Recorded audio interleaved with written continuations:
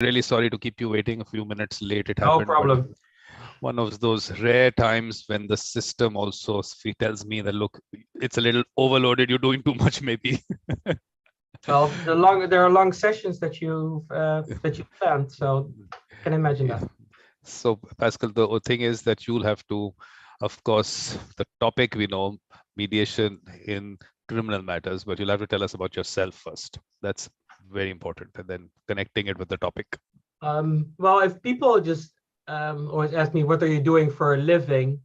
My answer will be, I'm selling peace in an adversarial world. So if I would describe what I'm doing, that's what I'm doing. A little bit just about my background. In 2007, I got passionate about mediation. People said, like, well, you seem to have a nice going with conversations and help people out. I'm like, okay. And then I moved on to the US, and I was with Ericsson Mediation. The internship was first only just sit down and listen to them, bringing coffee, making copies, all that. And then later on, I was just merged into it. And then I was forced to do the mediations in family cases. But so I was always looking for, so what's the ultimate in conflict? I want to solve the ultimate in conflict. And well, family and divorce is one of the nastiest, so that's already just a high conflict, most likely because of the children are involved, and it's a private matter. But then I was coming across just the mediation just in crypto cases, and it was just started it's throughout, but we started just about 7-8 years ago as a pilot. And I thought that would be just an interesting topic to see whether or not we can help the people or the parties involved in the incident. And I never call just a criminal charge. No, there is an incident. I just keep also in that sense just a neutral language without just emphasizing on the victim, just offender. The other, and I'm not a lawyer. I don't have a law degree. I have a behavioral science degree, and it seems to work right. What I just see is, well, if people ask me, okay, well, why is that? Because you're not a lawyer. Well, I ask them, okay, well, what's the issue? Is the law the issue itself, or is the people having an issue?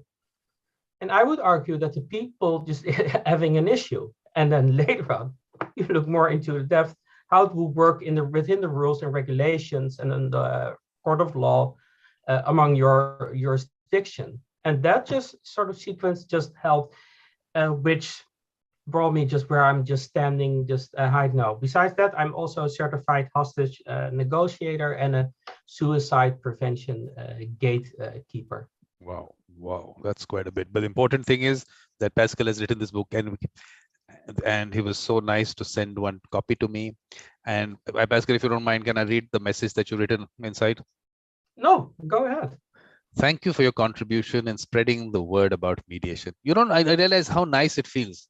Someone writes something and sends it from there.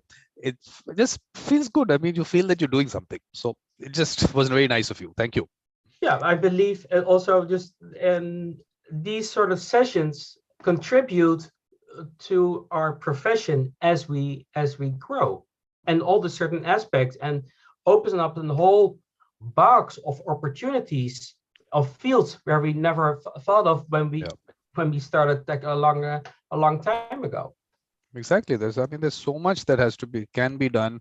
I think people sometimes think that's that little box that they're told, which I keep saying, that blind man and the elephant kind of situation. For everyone, mediation means some part of it.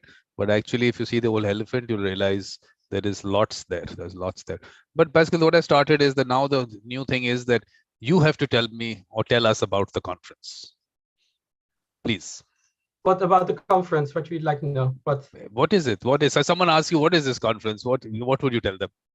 It's all about sharing knowledge and have a better understanding of the profession and art, which is called mediation.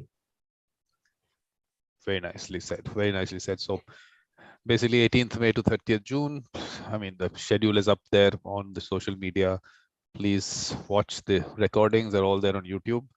Yeah, especially recommended just to students who are eager, just or interested in the topic of in the world of mediations.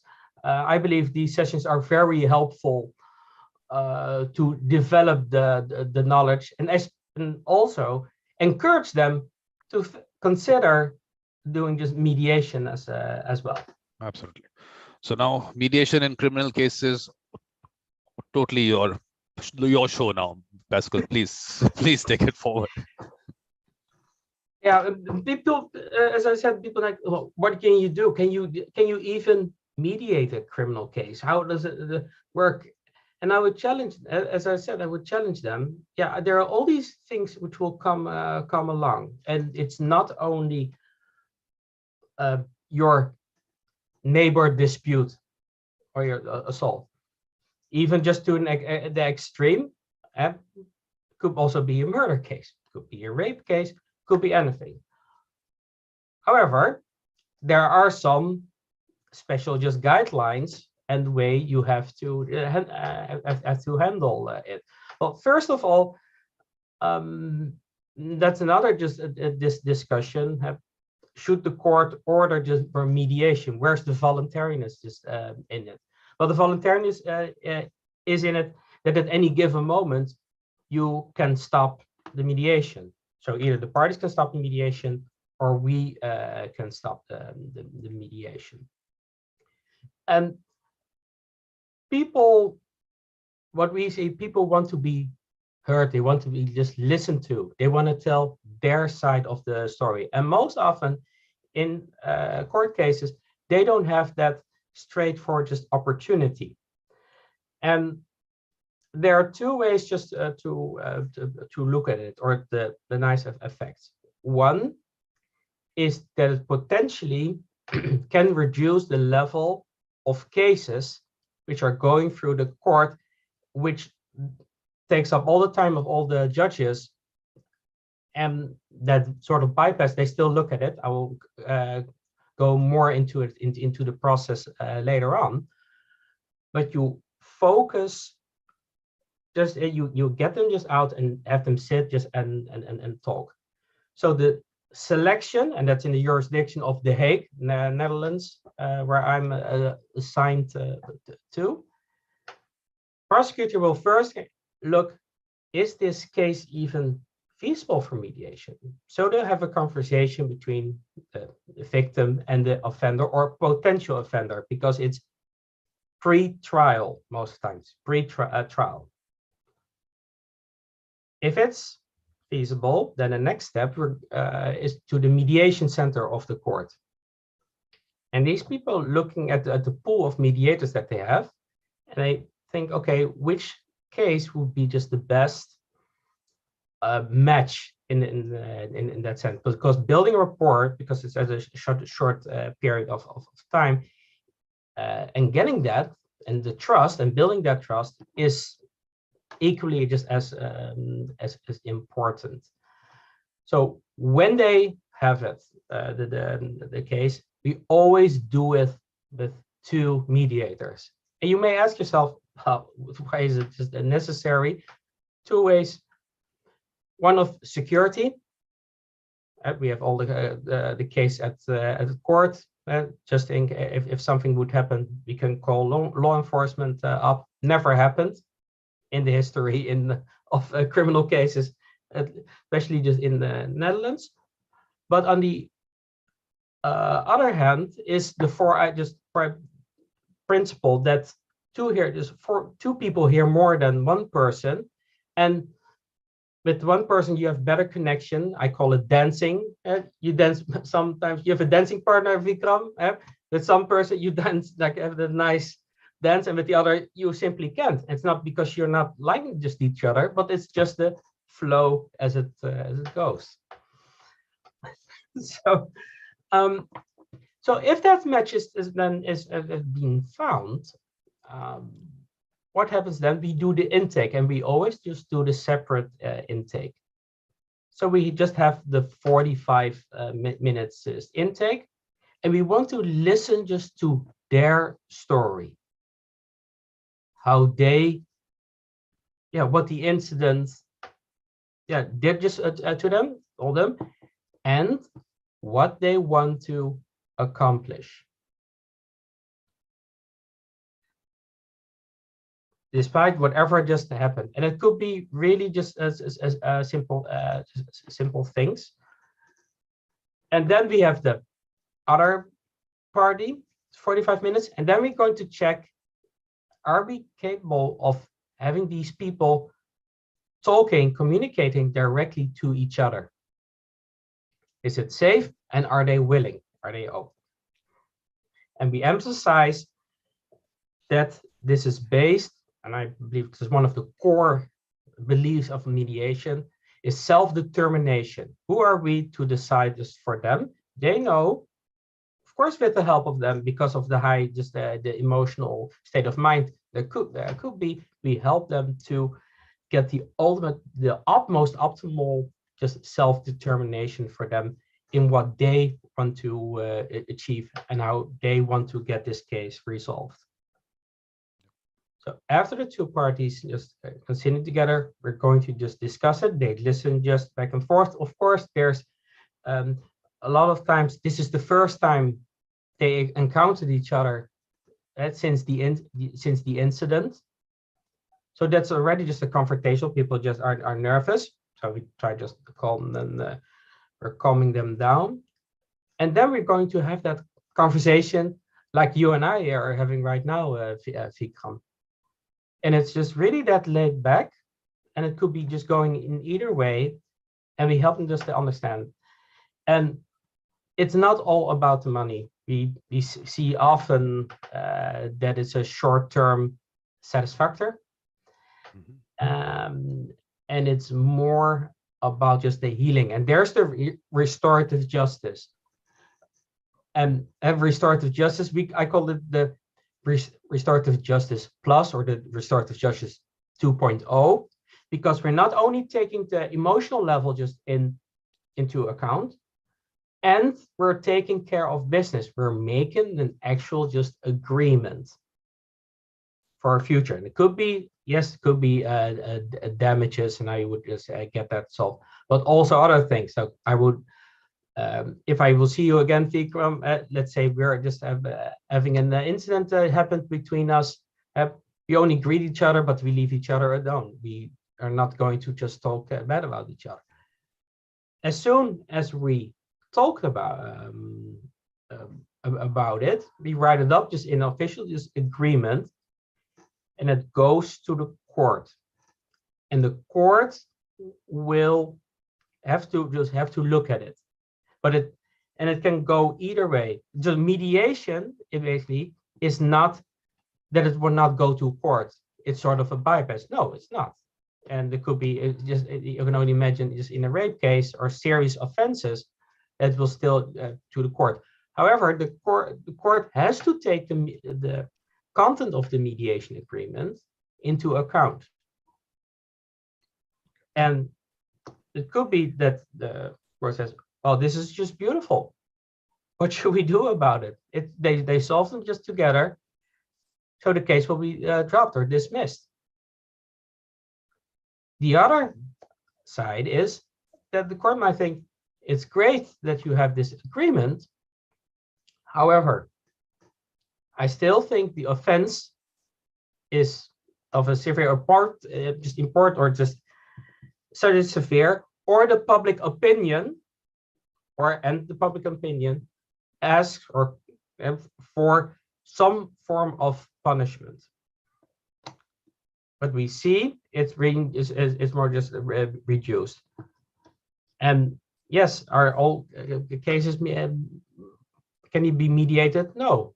Well, it's that you would want to listen to the other person, to the other party, and help them just understand, so that empathy, put yourself in my shoes, how it was for me, And you can just put yourself in the shoes of even the offender. What was causing this? What's the reasoning just behind this? And sometimes we see just beautiful case. They fall each other in the arms, or just a handshake, and we see some cases being solved in 5 or 10 minutes, and it's crazy. And it's crazy. You might think like, oh, what's no? And the most powerful thing, of course, is the apology. Somebody straightforward, open, honest apology and owning the mistakes. That is something. You take all the yeah, I call it the severe weather out of the room, and there's the room for the sunshine. And when people see sunshine, they get some hope. They start to build up just with a new relation, as of a new day has started. And there are also other situations that people just really want just to go to court, but we help them at the side. I would say, okay, probably your attorney or you believe that you have such a strong case that you will win. Yeah, that could be very possible. There could also be a chance that you would lose. So it's a 50-50. However, there is a third one. The court will rule something which is neither to both of the parties up to their satisfaction. So, which reduce your chances from 50% to 33%. So I would argue it's just even better just to flip a coin and get it your way. Well, we're not coin flippers. We try to avoid that. But as soon as I say it, that or tell them, hey, you have to just set it as your way, but you need to just have some to put them into. You have to do something just for it. We're not going to do it. We're not going to tell, because a lot of, and that's with the mediation styles. If people say, well, what's going to happen in court? Well, I don't know. I'm not a fortune teller. What I do know, as we sit here, as both of the parties, that there is a way we might able just to solve it. So that's in a nutshell what we do. And if you then wonder, okay, that's nice, Pascal, but do the numbers say how much is the chance that with mediation we can solve these issues? If I tell you, Vikram, that in the Netherlands, on an average of 85%, cases get solved. Yeah. Wow.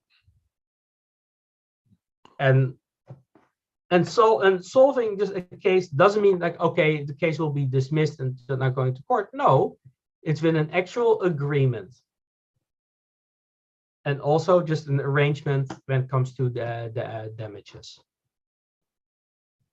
So we already see that the success, it's government, the nice thing about it is government funded. The government supports and endorses this mediation in criminal cases. Has put money just aside just for it to fund it, but we see it's a huge success. And the key of one of the key factors of the success is that we are independent as well. We're not part of the court. No, we're part of the jurisdiction. And yes, we follow all the course track, which gets you to a mediator, being a mediator in criminal cases. But we have that independency. So we have no interest in any way of a certain outcome, which I believe a mediator should never have. Yes, of course, the getting to yes, you want to get to an agreement. Don't get me wrong, but the content is theirs. It's not mine, simply because I believe it's not my life. It's their life, and if they think it's great, the solution is great, I would still challenge them to ask them just critical questions. So how would it work from a practical perspective, to check that they, for themselves, that they made the right decision, and thereof I just let it go. Perfect. So Pascal, what we need to get into is the aspect of the justice delivery system that we have today. And I don't know, you've obviously heard me, whether or not, I don't know, but I keep talking about the whole colonization aspect. So I think we need to go backwards, that, okay, we have a structure here, but this practice is not a new practice. This is the way the whole restorative practices that we had, and we moved away from it. What was the reason? The court system and the criminal justice system and the penal codes and everything that we got. So, Yeah. I mean, so we need to connect to that, because for me, I think the problem that people don't understand, I think, is that these are ways that we have got conditioned to, that okay, there will be a court and you will go there and you will do this and you will be on trial and the judge will decide. I think we have to tell people that this was not the way always. So connect. No, that's true, and that's a form of marketing, and it's not a good just form of marketing, and it's just the perception, and that we need to change that perception. I believe that the only way to solve an issue is going to court and have them some sort of fairness, because what is fair? The law doesn't tell us what is fair. Exactly.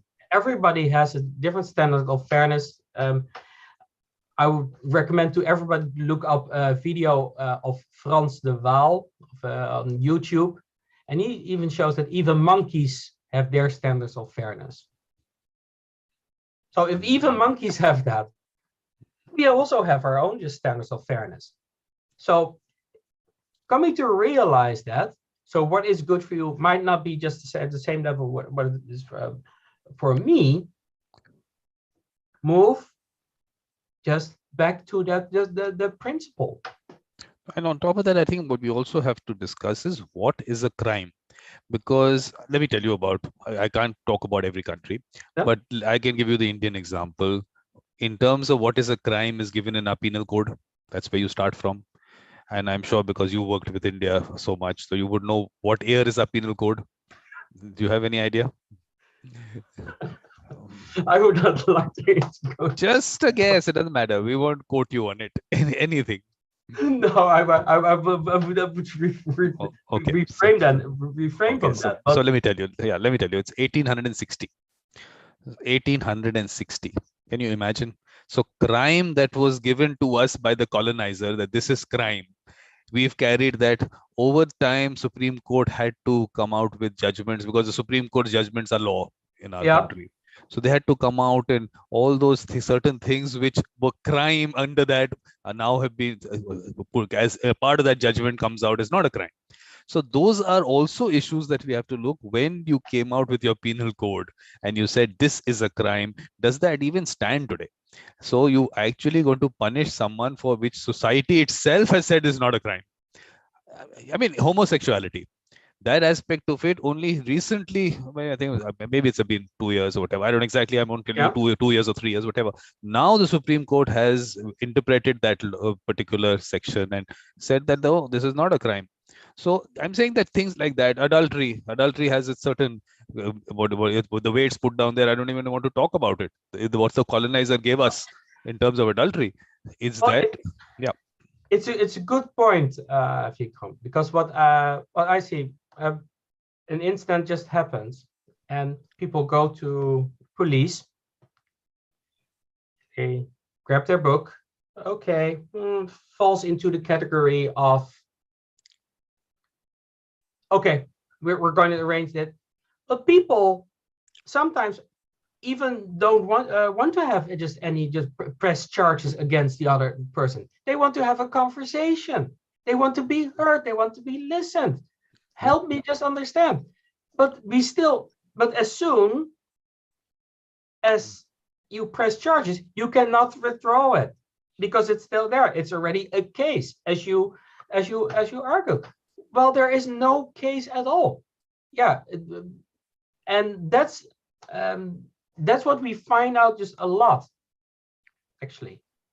That it's not about just the case. It's like, well, I don't care. Yeah, he insulted me, but no, it was about something else, because I recalled there was a situation with my mom and so on. Like, aha, okay. Now we're getting just to the core. So yes, you're absolutely right in that sense, that a lot of these just crimes, and which is, however, not an indication that it's easy to solve. That's a never. Please do not make the mistake. If there would be just two people would argue about a tree, like, oh, okay, well, there's some. No, it's not easy case solved, because we have to, as mediators, we learned what's underneath it. There is some other emotion or drive behind this. Yeah, because look, why I'm talking about getting into the root of the whole thing is because one is the penal code. Yeah. Next comes that, because obviously the police is the first level that you go to. The sections that are used against people, they would put everything into it. You guys, if you look at the what we call the FIRs, the first information reports, and you'll see all kinds of sections. Now you leave it to a person who themselves might not understand the law so well, but has to put it on court. It doesn't go against them. Now, what happens? That someone is now charged under a certain section. That's what it becomes. It goes to the court. Now, in that kind of a situation, you can imagine that the person is now answering or is being tried for something that will be proved. We don't know when. Because the problem is that we don't know when. Now, Talita is here. Talita, you can say hi to Pascal. Hi, Talita. Talita, people run off. She's based in Malaysia. So hi, sorry. That's okay. So I think that with that aspect also, that the way that the trials happen and everything, you put someone behind bars, because in this matter, bail cannot be given for whatever reason the court says. Now they're not, because obviously they're not getting into the core of the issue, that they can't. That's the whole trial. So I keep saying that what right do you have to take someone's freedom away? When you know that trial, first of all, that trial itself, you don't know how long it's going to take. On top of that, the whole appeal process, you are the most inefficient institution in the world. Let's say, okay, let's talk about the country. You're the most inefficient institution in the country. You have put someone in the colonizer's jail. That's not something that a person, I mean, this is not, now we're in democracy. We are a different structure, but you're putting them in the colonizer's jail in those conditions. That means, in a way, you've already convicted a person. To say that not even one innocent person should be convicted, but what about that period that the person spends? There was one case where this person, the trial court gave them the death penalty. Can you imagine the death penalty? And the Supreme Court, after I think 10 years or 11 years, acquitted the person. 10, 11 years, someone is sitting in jail with the thing. You don't know the next day, are you going to be hanged? Can you imagine what you've put someone through? Either you can deliver justice in a day. There is you don't have a right to take someone's freedom away even for a day. But if you are inefficient, then you have to look at these options. You can't sit on it and say, look, we are the colonizers institution. We are the only ones who will decide for the person. I'm telling you, that aspect of it needs to be, we have to get into that. So if it's, I believe, I wouldn't call it just in that way. I would more talk about just a moment of self-reflection. I believe that self-reflection, or that time, and it's not, yes, we not necessarily need to put people just away, just in jail, just right away and sentence. Doesn't make sense, because you cannot just judge that within the few seconds. That's also just one of the common mistakes that we have, of the perception. Okay, when the first impression, okay, this guy might be just very crazy. Well, I have this grumpy face. They call me sometimes Mr. Grumpy or Mr. Crab, but I'm a really nice person. So you have to go first through that layer. And if there is and it could be as well a cry for help. Yeah. People understand that being just in jail or doing just a certain act could be as a cry for help. It's not just the intention, and they're at that point not to say that they are just it's all okay to act just in a certain way, but they were not just there at that particular moment. And that moment is of self-reflection. So as we see, we're all bad. We get angry sometimes, or a certain stress. What's the maximum we can be angry? 10, 15 minutes. What happens after that? We almost deflate as a balloon.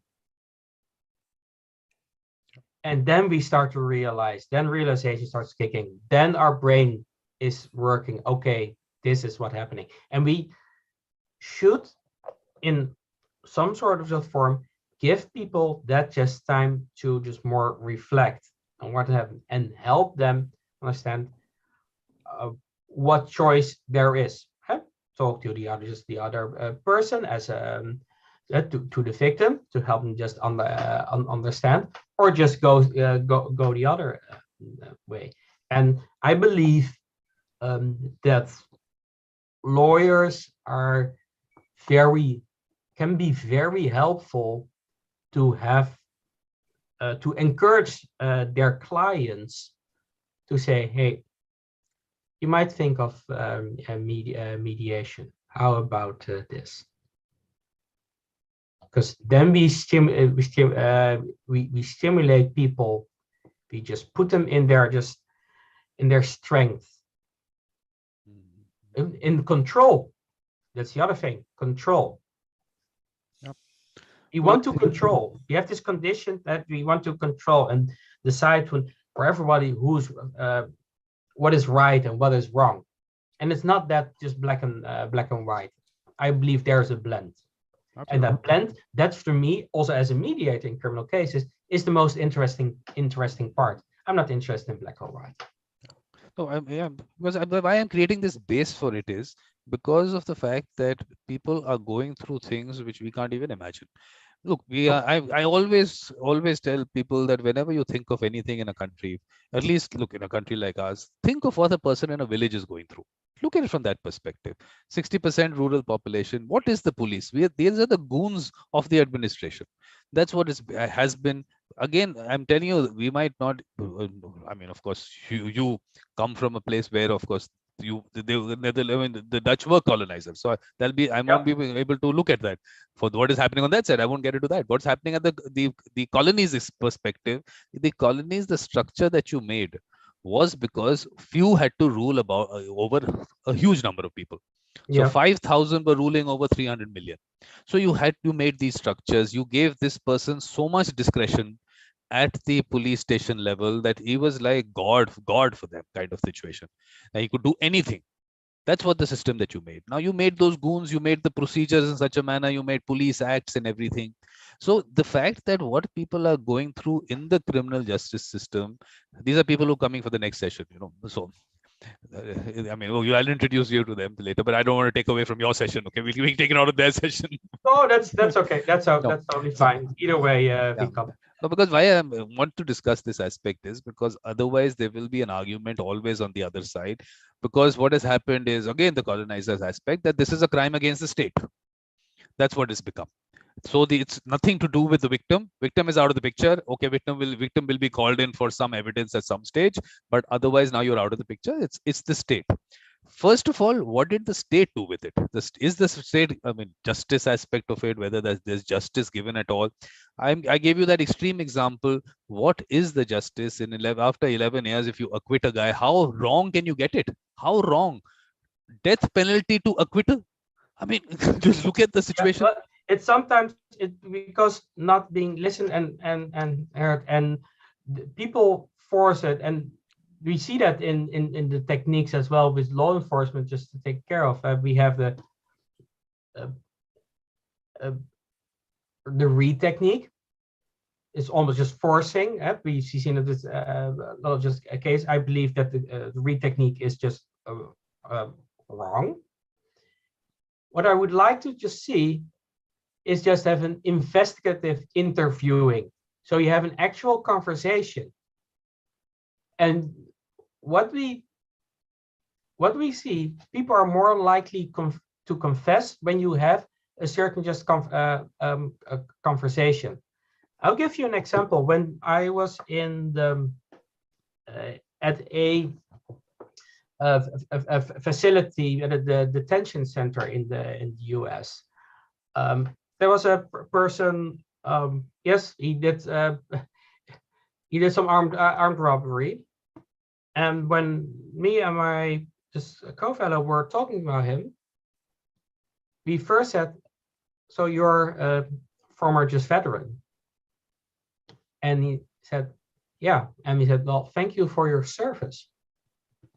He went silent. And he said, "Wow, nobody ever has thanked me for what I had to endure and I was come from." Then he was even telling more just about just the situation. And then we asked him, "Okay, you must be happy when you get out, you get released in a year." And he said, "No." And we asked him, "Okay, well, why is it?" Well, he told us, "Well, the cartel mafia is waiting for me because I stole $100,000 from them." And it was the first time he ever shared that info with me. Nobody just knew it. But because of building that rapport, and having that just normal and seeing them as a normal person, made him just more comfortable and reveal even more information that he would ever just give away. And that sense got him through. Okay, there are people who are caring just me. What I did was wrong. I own up my mistakes. Owning up your mistakes is just very important. But should these people then be in jail forever for what they've done in that sense? Exactly. No, I don't believe that. But why I'm having conversations on other aspects, then of course you of course looking at the criminal the mediation part of it, I'm having a discussion around it only because that if you have to create an atmosphere for something, then the situation in society should be looked at, because why does a crime happen? Sometimes it's a very basic. Someone's hungry. Say someone's hungry and goes and steals some food from somewhere. Now the society is answerable to that person. What kind of a society did you bring around? You said you're a country, you have some development happening. If that person is going to die hungry, what is the person going to do? Things like that. I mean, you have to start looking at the broader picture, because crime, for me, that narrow approach has only been because you will hear me say it a number of times, Pascal, the colonizer effect. The whole focus has been the state and this individual. The larger picture was never to be discussed because this was a colonizer. It do not need but that's what also has to do with the cultural, most likely with the cultural aspect. We see the cultural differences of mediating or negotiating, European versus just Asian versus American versus just Latin America. We see these just different styles and also different understanding of fairness. So in that sense, when you argue that with the colonization, because it's what do you do? Yeah, that's unfortunate that it just happened. But now is the next step. How are we going to repair that? No, that's what I'm saying. We should rather focus on the how. How are we going to move forward than stick with because we all know it. No, Pascal, why the why has to be answered is because there is resistance on the other side.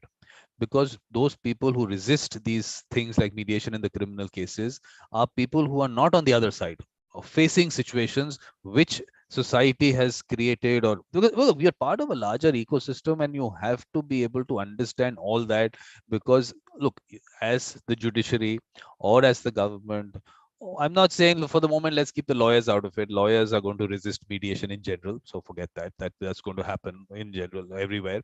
But so up till they don't they can't take advantage of it, because if they can control mediations, which is happening in some parts of the world, which is changing in other parts of the world, because they're learning from that, then there won't be a resistance. They'll say yes, we can make money out of it finally for them. Yes, so, it's a financial drive. It's the financial exactly. drive. Well, it doesn't hurt their wallet just at all. But even if it would hurt their wallet, let's say just 10%. I would argue, also just in criminal case or in every, you were talking about a perspective, that if you look at from a customer satisfaction perspective, and as in these days, customer satisfaction or customer experience, well, User experience, yes. user experience, exactly, is becoming more and more and more important. So I would even then say, in criminal cases or whatsoever, when we are just in court, that user experience becomes crucial. But I will the broader. I'm saying why the broader part, but like I was just saying that the why part of it never gets discussed, and immediately these things, of course, are sidelined.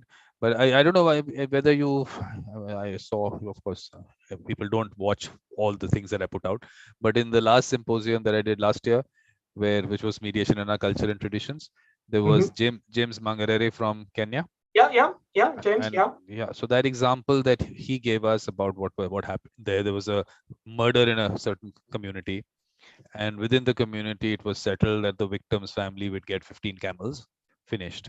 But obviously it was a crime, so it went to the police. That police had to send a, I mean, they had to file a case and send it to the court, and no one came to the court, no complainant, no witnesses, nothing.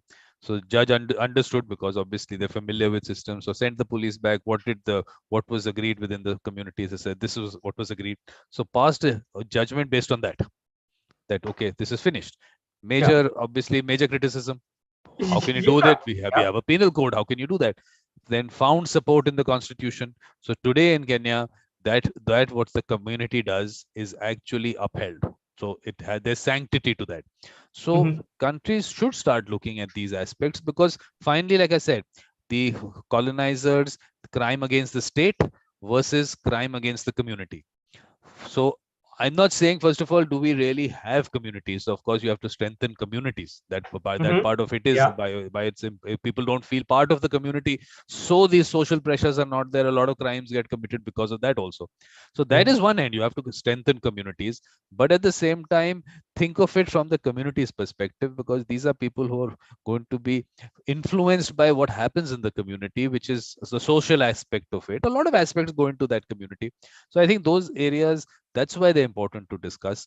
So can we learn from what we had as traditional practices, but also to be able to maybe, I mean, I'm not saying pick it up as it is. I'm not saying we have to study it, see where it works, where it did not work, what the situation is. So I'm not saying blindly, but here is an example of a country which is following that.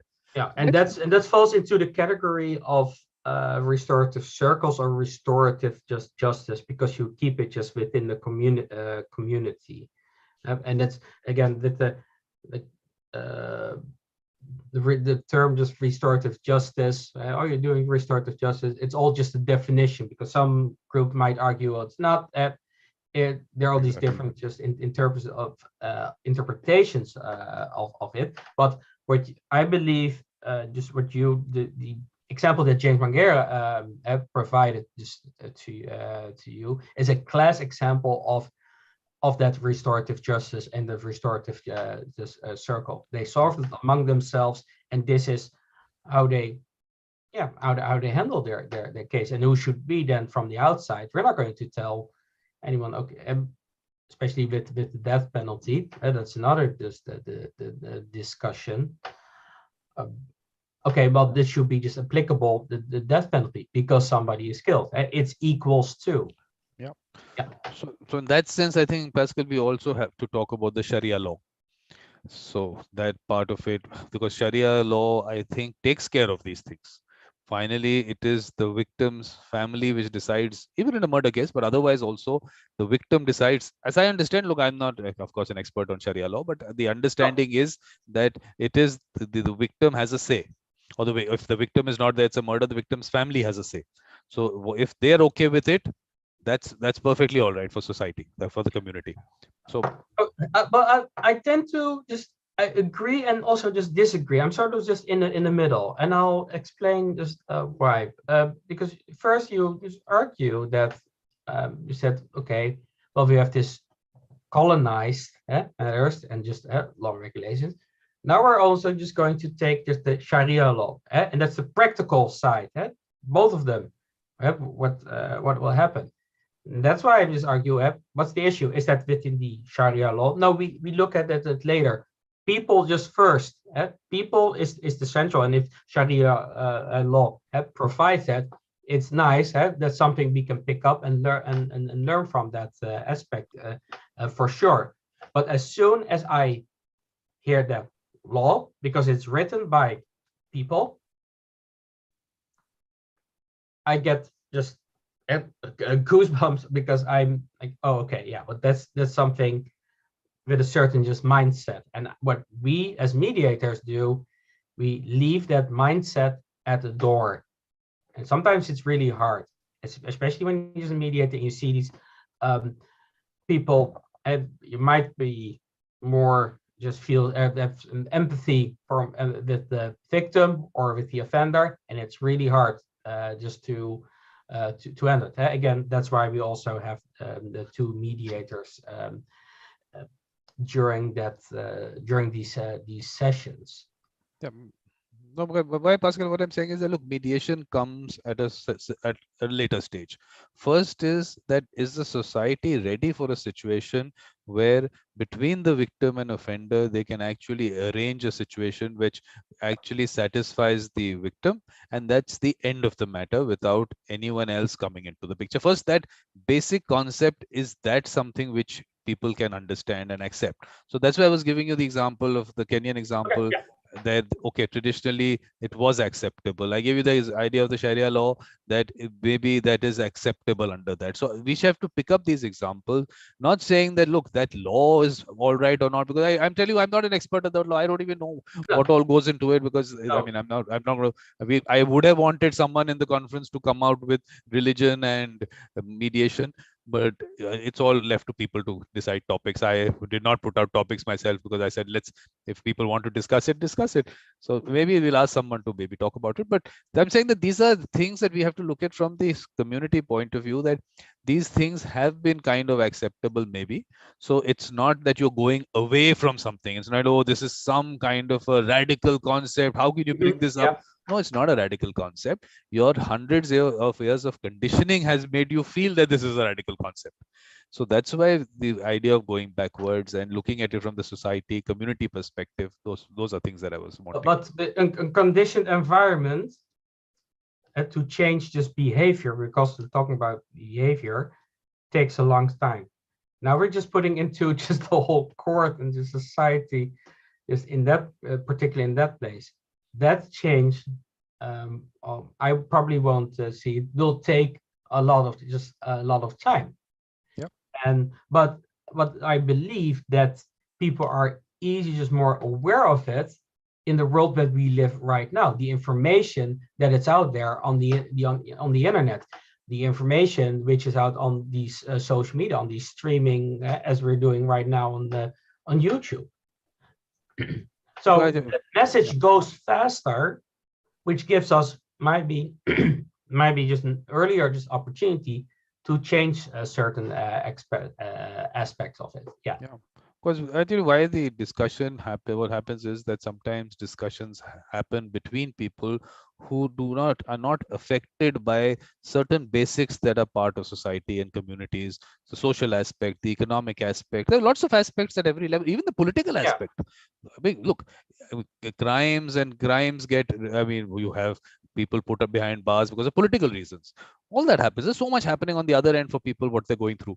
So I'm saying that the larger picture should not get lost. See why these things are happening, go into it, and that is, in a way, justifies the mediation part of it. I'm trying to get there, because look, in terms of the process and all, which obviously you've put it down in your book, and we'll talk about it on another, we'll have a session on discussing the book, on talking books.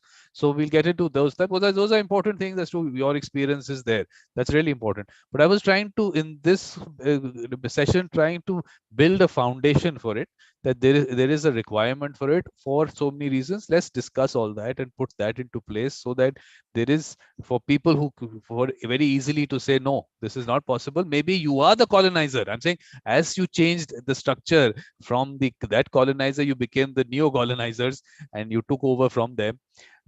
So you what I see, this is just going back to the World Conference. It says right there, world, we just on planet Earth, and conference. We're just having that conversation. And to have that conversation just going on a global level might just be just helpful, or just that extra step which is needed of what you're just what you are discussing to get to that core of, okay, if we leave just everything just behind of that just colonization, what we gone through just like for just a couple of just centuries or even just longer, go to the this aspect. Because I'm trying to say that it's already there. It's still there. I mean, the fact that people might think, oh, what is that? They're talking about something which people got independent in so many years. I am saying we have a law which is 1860. How do you say that we've gone away from it? We are part of it still. So you have to look at it from the perspective of people's mind, which was the colonization mindset that people got. So, but what are we? So what we're going to do? We'll kind of a little closing kind of thing, because this is a discussion which is really interesting. You want to do another part 2 as part of the conference? Please, that we can do that. We can do it as a separate session for. We're going to do that separate session for sure after the conference, because this is something which is an area. Look, there was a mediation bill which has been put into Parliament in India. I know. I've looked at it, and I've challenged my students at Maharashtra University. I asked them, okay, taking into account, where do you see mediation, criminal cases have a place in the mediation bill in India? And I have beautiful just essays about it and arguments and pros and cons. I can keep on talking about it. Exactly. What I'm trying to say is that that's been excluded in the schedule. They've excluded that. Now to have that discussion after a bill has passed, it becomes an act. Think how difficult it's going to be. But has this discussion has to happen now. So Pascal has to write to the standing committee, where the bill is lying right now, and should give all these aspects today. Because of the fact that once that whole process happens, amending an act is a very difficult thing, and people don't have the larger picture. Pascal, this is what I'm trying to say, that the larger picture is what we have to create. So please write to them, tell all your students to put all those essays together, your inputs, send your book also, and just send it to them. Maybe I should do that. I will use the other platform. There's no time, because I'm telling you that the bill, the way it's been put across, you can see that it's a very hurried kind of a thing. And but there's another danger which I've seen in India, and Anil Xavier pointed that out, that there's a new just Indian just group of mediators, and they're all retired just judges. And I think they operate from Hyderabad, and they have a nice office and everything, and it's only just to fill up just their pockets. They have no sense of what the concept of mediation, so they're going to people will not get the service that they need. They will not have the self-determination. They'll be shot just into pieces. But Pascal, the thing is, for the last year, since that last symposium, I have been ranting. What does the judiciary have to do with mediation? It's a different process. It is a totally different concept. Please keep them away. I've been saying, it's okay. It's taken an year for actually Mr. Panchu was the one who wrote that article, and Anil wrote a LinkedIn post based on that. But he took it to a different level on corruption and all that. But the fact of Mr. Panchu putting it down, look, I have been telling him for it's more than a year, about an year only on this aspect. But I publicly, whenever we have discussions, I tell him, no, I'm not going to take it up with you on that, because he's a senior person, and he has his voice is, of course, has that value. When he says it's a different concept. So I've been telling him, this is what you need to do. I mean, one of the last discussion, if you see, the last discussion we had in that, I think it was the heart, soul, spirituality. Or I don't know. One of them, I said, you are the bridge. You are the bridge between the judiciary, the mediators in the court system, and people like me who do mediation only outside the court system, what we call private mediation. The funny thing about on that note, when I was in Pune at the court, I wanted to talk to the mediators related to the court, and they refused to talk to me because they were just too scared. Exactly. And I said, because I looked at I took a picture of it, because they explained what mediation was about, and I thought, No, you are not going to decide for parties what they should do. It didn't make sense since it all through all the rules which we just have at the voluntariness aspect, self-determination. They didn't even look at it. Yeah, that's a big issue. Look, that's a whole discussion that I keep happening. We have to, when are we going to be able to do it is only when either we'll have to create a big lobby of people who are practicing as mediators only and outside the court system. We'll find a handful. So we won't become a lobby. So that's a different one. So Pascal, you'll have to give a little closing kind of thing, whatever you want to say, and then we'll start the next session. Let me just first, just by thanking you, Vikram, for this huge opportunity and the work that you still do. I see you as a pilgrim, taking just all the direction and exploring, and love it. Keep on doing that. And what I would give to everybody is to the audience. Look at the people, at the parties, as a human being, as a family or just a friend, and treat them. Give him that respect. Try to just ignore just the past and focus to the future, and you will see that some beautiful things can happen, even in criminal cases. Absolutely. Good words to end that. So thank you, Pascal. And of course, we'll continue the conversation, and we're going to have lots of conversations on this, a very important area for the world to look at. So thank you very much. Let me just cut this live